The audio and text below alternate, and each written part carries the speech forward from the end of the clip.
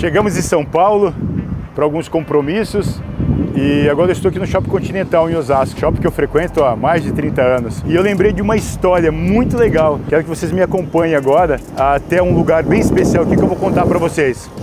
Vem comigo. Aonde o senhor falou? Aqui não? Remo, não adianta. Não foi o que eu contei. Deixa eu contar para vocês uma coisa muito interessante. O quanto é importante você estar sempre atento a tudo que acontece à sua volta.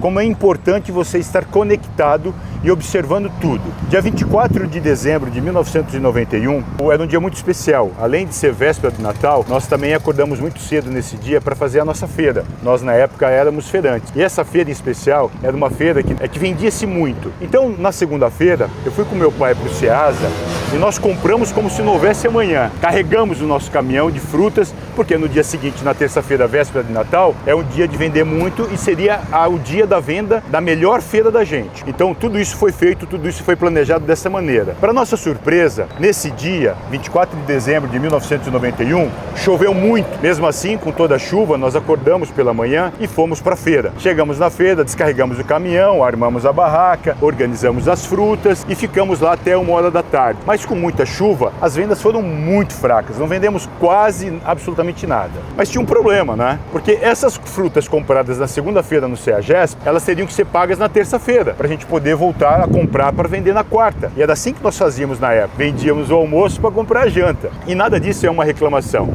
Tudo isso foi muito legal. Essa passagem da minha vida, ela foi muito interessante e me ajudou muito hoje para eu tocar as minhas coisas e conduzir a minha vida profissional e pessoal também. Mas vamos lá, vamos voltar à história. No dia 24 de dezembro de 1991, como eu disse para vocês, nós não vendemos absolutamente nada na feira. Então, o que fazer? Como é que nós resolveríamos o problema de, no dia seguinte, poder pagarmos o Ceasa para poder comprar mais para o dia seguinte? Uma vez que a gente estava perdendo o melhor dia do ano, que é a véspera do Natal. Todas as famílias têm a tradição de fazer suas ceias e nas ceias você tem frutas. Eu estou em São Paulo e estou exatamente no ponto em que as coisas começaram a mudar a perspectiva desse dia. Por que eu estou dizendo isso? Depois que nós terminamos a feira e terminamos de carregar o caminhão de novo, tivemos que voltar para casa. E eu morava na época na Campesina, um bairro muito próximo de onde eu estou agora. Próximo aqui é o Shopping Continental. E na volta, eu estava na cabine do caminhão com meu pai. E meu pai estava quieto, pensativo. E eu não sabia muito bem como ajudá-lo, mas eu tinha que ficar quieto também, que eu acho que dessa maneira eu não atrapalharia. Na volta da feira aqui para Osasco, o silêncio na cabine era ensurdecedor. Eu não desejo para ninguém passar pelo que eu passei naqueles minutos, naquelas horas dentro da cabine, porque eu conseguia sentir a preocupação do meu pai. Voltando da feira e vou retornando aqui para Osasco, nós fizemos esse contorno aqui. Viemos por dentro, fizemos esse contorno e quando chegou exatamente nesse lugar aqui, meu pai parou o caminhão. Eu não entendi direito por que meu pai parou o caminhão aqui. Meu pai abriu a porta do caminhão, saiu do caminhão e olhou para trás e viu um jardim, uma praça. Ele voltou para o caminhão e falou: nego, desce e me ajuda a descarregar o caminhão. Eu falei: aonde, pai? Não, nós vamos montar uma barraca naquela praça. Aí eu perguntei: pai, mas pode? Eu não lembro o que ele respondeu para mim, faz muito tempo, são 34 anos, mas ele falou assim: é o que a gente pode fazer, é o que dá para fazer. Depois nós resolvemos isso. Dito isso, meu pai mandou o caminhão, parou lá na frente daqueles carros que vocês estão vendo agora, nós descarregamos e montamos uma barraca ali de aproximadamente 16 metros. Colocamos ali 8 tabuleiros de 2 metros, armamos como se estivéssemos na feira livre e descarregamos e colocamos toda a fruta em cima da barraca. Não sei se foi coincidência ou não, mas a chuva parou, estiou, parou de chover. E aí começou a vender e as pessoas, como vocês estão vendo aqui, é um fluxo muito grande, né? Porque nós estamos exatamente na divisa de São Paulo com Osasco e aqui sempre teve um fluxo muito grande de carros. E nós começamos a vender muito, sem parar. E aí começou a dar muito certo, e começou a vender. E a gente cada vez mais contente, porque meu pai, eu via a felicidade no meu pai, com a gente trabalhando muito, eu e ele nessa barraca, a gente trabalhando muito e vendendo muito, e as frutas indo embora, e o caixa se reforçando, a gente tendo dinheiro dinheiro no bolso, e aí eu vendo as soluções, e aí eu comecei a gostar, e meu pai também muito feliz em fazer as coisas, e a gente continuou vendendo.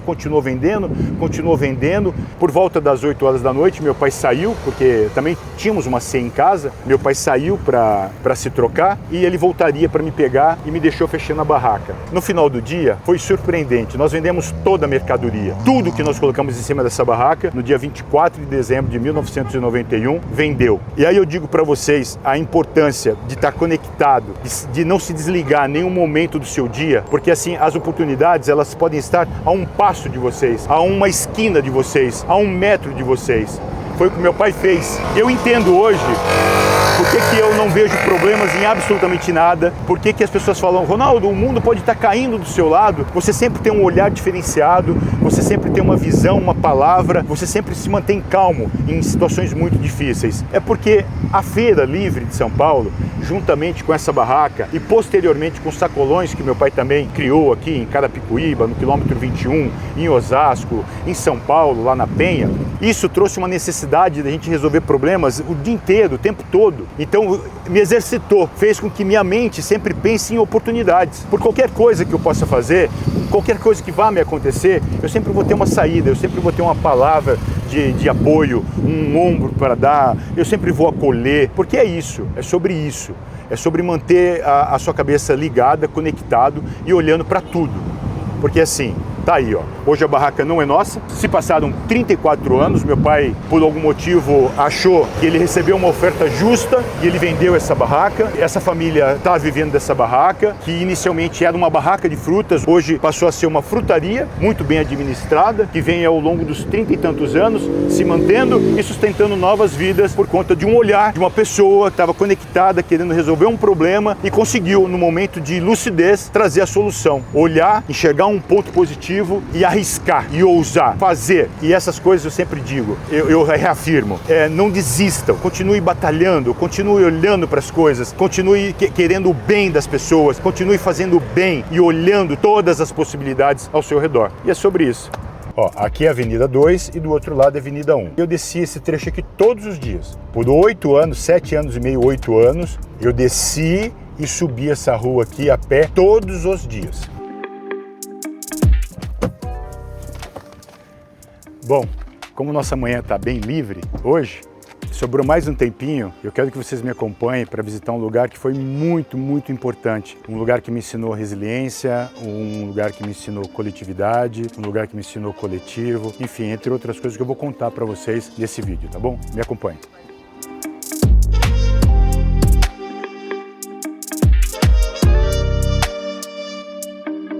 Entrando aqui no clube agora, eu quero contar uma coisa bem legal para vocês, que eu acho que é bem legal, talvez vocês vão entender. Em tudo que eu faço, eu sempre digo que a gente tem que honrar quem honra a gente, né? Lá em 1982 até 1989, quando eu joguei basquete aqui no Continental, eu vinha para cá como militante. E o que é ser militante? É ser um atleta que vem convidado para jogar, mas tem as mesmas regalias que um sócio ou de uma família que possui um título. Então eu era tratado aqui nesse clube como um sócio do clube, mas era um militante.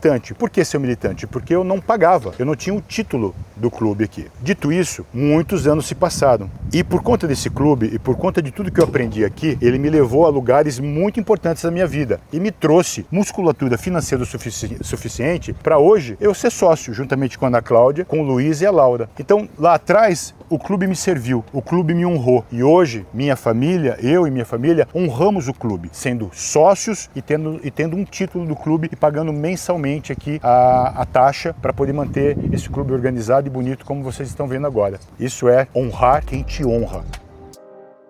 Tudo começou aqui, ó. Meu primeiro dia de basquete no Continental Parque Clube aconteceu aqui nessa quadra. Vamos lá? Vem dar uma olhadinha. Hoje ela está muito melhor, muito mais bonita. Quando eu cheguei aqui e pisei nessa quadra aqui pela primeira vez em 1982, isso aqui era um cimento, né? Um cimento batido, estava sinalizada, tinha as linhas da tabela. Essas tabelas não eram de vidro ou acrílico, eram tabelas de madeirite, né? O aro não tinha esse amortecedor, que eu não sei qual é o nome, e as redinhas eram muito mais simples, não é? O que mudou aqui exatamente foi a cor do piso, que era cimento, a tabela e o aro. Eu pisando hoje aqui nessa quadra é como se eu estivesse pisando aqui pela primeira vez, né? Porque foi aqui que eu peguei pela primeira vez na bola de basquete, foi aqui que foi a primeira vez que eu tive acesso a conhecer pessoas melhores do que eu, conhecer pessoas diferentes, né? Pessoas que estudavam, que moravam em outros lugares. Como eu vim ainda de um bairro muito pobre e com uma escassez ainda tanto quanto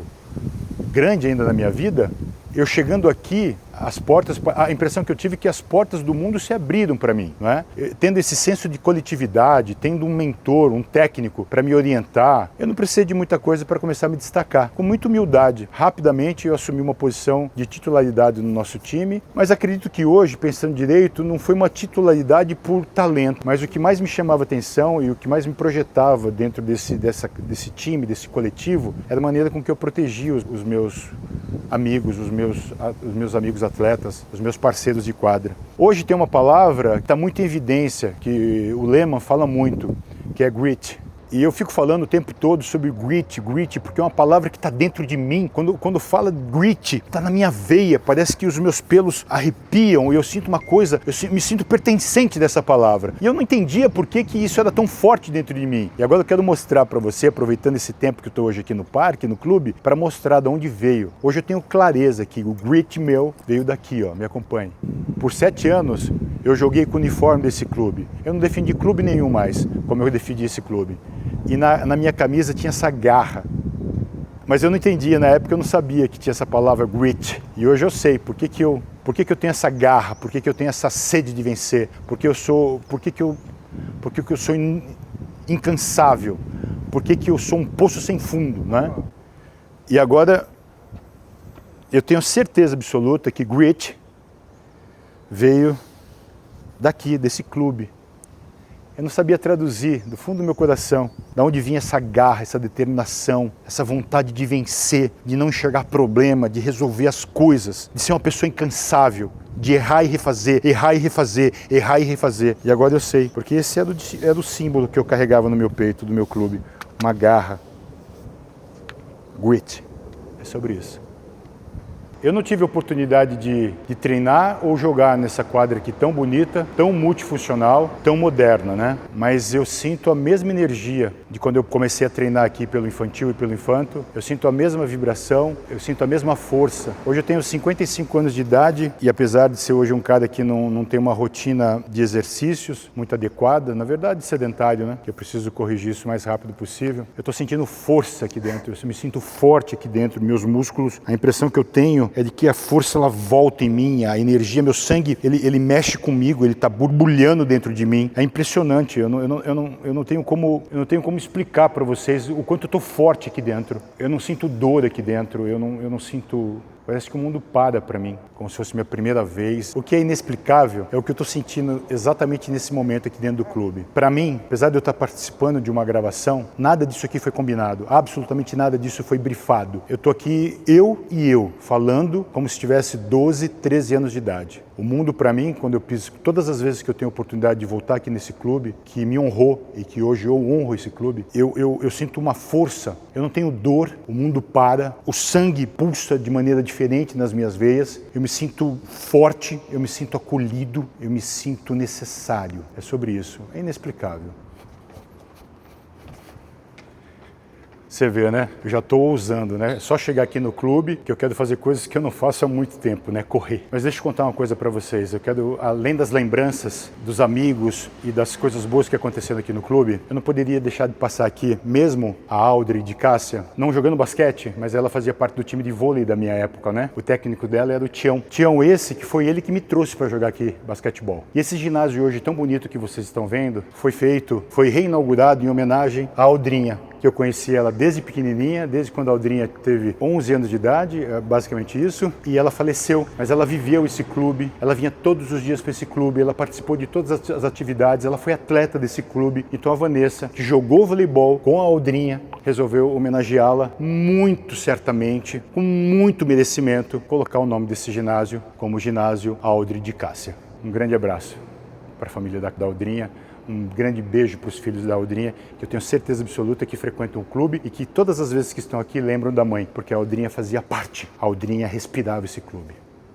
Aqui eu quero contar para vocês o seguinte, uma lembrança que me veio agora na memória. Esse ginásio que vocês estão vendo aqui agora não era assim. Ele não era coberto, ele não tinha essa estrutura e esse piso, era cimento também. Mas aqui, nesse ginásio descoberto de cimento também, a tabela já era de vidro. Então, dentro do mundo que nós vivíamos no Continental, quem já jogava aqui ou treinava aqui nessa quadra, mesmo de cimento e descoberta com a tabela de vidros, já eram jogadores preparados para disputarem campeonatos e ganhar títulos. Então você vinha lá de trás, escolinha, mini, pré-mirim, mirim. Quando você chegava aqui, infantil, infanto A, infanto B e juvenil, você já estava numa outra, como é que eu posso dizer assim? Outra categoria. Numa outra categoria dentro do clube, né? Então nós conversávamos aqui dentro. Pô, onde você vai treinar hoje? Hoje eu vou treinar lá no ginásio com a tabela de vidro, que é daqui, lembrando, sem cobertura e com o piso de cimento. Muito legal reviver esse momento aqui. Muitas horas de treinamento aqui, muitos arremessos, muitos tombos, mas muita alegria também. Agora sobre essa escada aqui.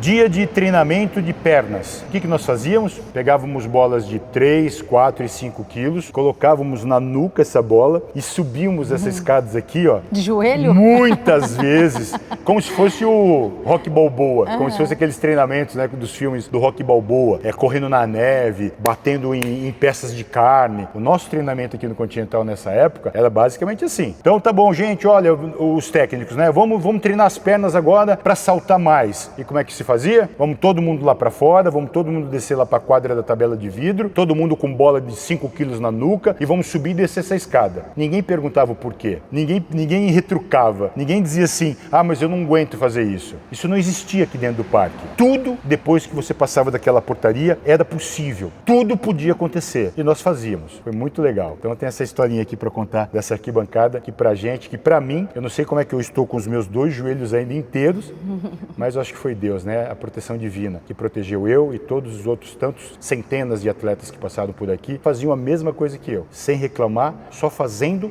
o que precisava ser feito. Eu tenho a impressão de que a força volta em mim. Parece que os meus músculos eles estão se reproduzindo só por respirar esse ar, só por estar aqui novamente pisando nessa quadra. Agora eu quero que vocês me acompanhem, porque eu vou contar para vocês onde a magia acontecia. Vem comigo.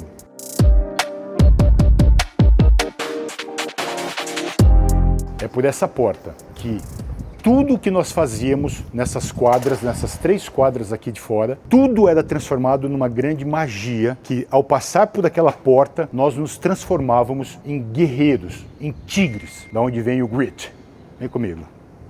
Antes de entrar novamente, se eu estava me sentindo forte lá fora, agora dessa porta para dentro, vai renascer em mim um leão, um tigre. Eu vou ficar ainda mais forte, eu vou ficar ainda mais acolhido, eu vou ser um cara diferente. Mas antes de entrar, eu quero mostrar para vocês uma coisa. Esse ginásio, onde a magia acontecia, também foi homenageado agora recentemente pelo homem que fez toda a diferença, o homem que fez toda a diferença nas nossas vidas, que mudou a minha vida, com palavras, com orientação, com proteção, porque o Zé Cláudio também protegia a gente. Do mesmo jeito que eu trabalhava para proteger o meu time, o Zé Cláudio protegia de uma maneira mais ampla o clube e todos nós. José Cláudio dos Reis. A Vanessa, nossa presidente, teve a brilhante ideia de homenagear o ginásio onde a magia acontece, seu José Cláudio dos Reis, carinhosamente, o Zé Cláudio pra gente. Então vocês estão preparados? Estão preparados para entrar num lugar onde a magia acontecia, onde homens se transformavam em guerreiros? Então venham comigo. É aqui que o inexplicável sempre acontecia. Era aqui que o pesadelo, isso aqui era conhecido como pesadelo para os times que vinham jogar conosco aqui dentro. Era quase impossível dos times derrotarem a gente aqui nessas 4 linhas. Jogar aqui dentro dessas 4 linhas, nós nos tornávamos guerreiros, imbatíveis. Eu pude presenciar aqui homens de 1,75 m, 1,80 m, arremessar daqui na frente de gigantes de 2,10 m, 2,12 m e converter os pontos. Aqui eu vi atletas que ninguém conhecia. E aí eu poderia estar falando aqui uma semana de nomes que se destacaram posteriormente e que hoje são grandes homens. Mas foi aqui, nesse ginásio, que tudo acontecia. Tudo era convertido. Aqui também o tempo não parava, não passava. Nós tínhamos o nosso painel, na época era um pouco maior, hoje ele está menorzinho, mas esse relógio era um pesadelo para os nossos adversários. O que eles queriam, o que a gente sentia que eles queriam, era que esse jogo acabasse o mais rápido possível, para que eles pudessem sair desse ginásio. Talvez seja sobre grit, né? Olha lá as garras, tá lá a garra. Era aqui que acontecia a magia. Aqui o inexplicável e o impossível acontecia. Debaixo dos olhos dos nossos convidados, dos nossos pais, dos nossos amigos, dos mesários que ficavam ali. E quando os jogos acabavam e nós saímos aqui desse ginásio e hora de confraternização com o time adversário, e era muito comum eles falarem o seguinte: a impressão que nós temos aqui dentro desse ginásio é que vocês são 6, são 7 contra 5. Vocês se multiplicam aqui dentro, vocês se desdobram. É muito difícil jogar com vocês, muito difícil jogar com vocês. E eu tive a honra de poder jogar nesse ginásio. E aqui, realmente, nós ganhamos mais do que perdemos, com certeza. Eu vou contar um segredo para vocês. Um dos segredos da magia acontecer aqui dentro. Vem comigo. É lá no vestiário. Essa portinha aqui, ó, essa portinha aqui é do nosso vestiário. Lá, o vestiário dos visitantes, dos adversários. Mas um dos segredos de tanta energia, de tanta vontade, tanta disposição, acontecia lá dentro. E agora eu quero mostrar para vocês e contar para vocês o que acontecia. Então, antes de nós começarmos o aquecimento aqui, antes dos jogos começarem, o técnico pedia para que o time viesse para cá e nós ficávamos aqui dentro do vestiário. Claro que esse vestiário mudou bastante. Não é?